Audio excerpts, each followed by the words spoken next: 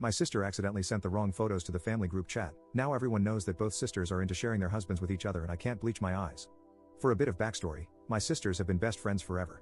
They were best friends in childhood, best friends in public school, and my oldest sister, Kat, even waited a year for my younger sister, Sherry, to finish high school so they could go to college at the same time. They went through college and ended up meeting two guys they would both marry shortly after, about a month apart. Kat has one kid, and Sherry has two. Anyway, they live in the same town and are still best friends. Sherry is a stay-at-home mom, while Kat works as an accountant. Both husbands work in office positions. Our family, immediate and extended, is big on email since everyone sends pictures of various things to each other, kids, vacations, etc. Sherry loves to send pictures of her kids to the family and includes all of us in the family group for mass emails. So, yesterday, she sent out a mass email titled, "Great evening, can't wait to do it again," with a folder attachment containing pictures. Not gonna lie, kids bore me, so I ignored it. About 10 minutes later, I got a text from a cousin of mine who is part of my social circle that simply said, "Holy effing crap." I asked what, and he said, "Did you look at Sherry's email?" I said no, and he told me to go look ASAP. Wow. So, Sherry and Kat are swingers with their respective husbands. They are also into group smashing. They are also into pictures. Lots of them. I looked, I am messed up, I know, but morbid fascination took hold. They share husbands, they have 3 ways with their husbands, and they really like all forms of under the sheets intimacy. It was incredibly graphic. So, after the shock of this, I then realized Sherry sent this to our entire family. We are having Christmas dinner on Saturday. We do it earlier since it is easier on everyone's schedules. I have talked to no one except my cousin. It has been deathly quiet among our family, and I really don't want to be there Saturday. How do I handle this? What do I say to my sisters or my parents? I think booze will be heavily consumed on Saturday. Update 1. Okay, so, I replied to Sherry, giving her a heads up about what was emailed, as many of you guys suggested, so they wouldn't be caught totally off guard. She never responded. I imagine she was in panic mode all day Friday, probably debating whether to come. Saturday rolls around, and I drive to my aunt and uncle's where it is being held. I got there before Sherry and Kat and was immediately pulled aside by my dad. He said not a word about it never happened.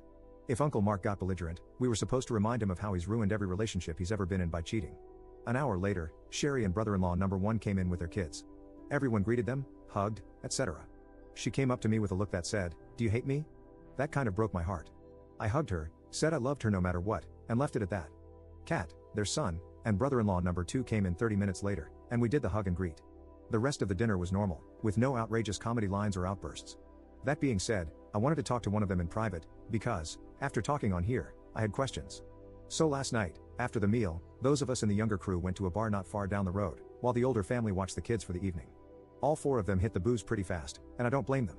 I am sure they had been waiting for the outrage all evening. Eventually, Kat and I ended up alone.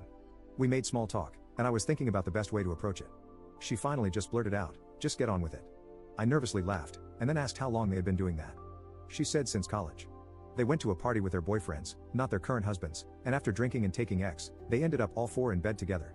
That started their new ventures. Later, they ended up trading boyfriends, to try something new. When they met their current husbands, they continued this practice and have been doing so since college. I asked why the pictures. She said they like to look at them to get in the mood. I asked how often they do these events. She said every 2 to 3 months, just something that spices it up for them. I asked if they do it with others, and she said no way. They're only comfortable with the 4 of them because they all have feelings for each other. I turned my head a bit at that, and she explained that she loves her husband more than anything, but after being with Sherry's husband on that basis for nearly 7 years, she couldn't help but have feelings for him. She said Sherry feels the same for her husband. She said her connection with Sherry has always stayed incredibly strong, and they have never felt jealousy. She said it makes the 4 of them closer as best friends. She told me that if either of their husbands went outside of the 4 of them, they'd cut their manhood off. My sweet sisters discussing cutting off the sacred sword was a pretty big shock, though it was in jest. I asked if they ever get with the other husband without their sister or their own husband.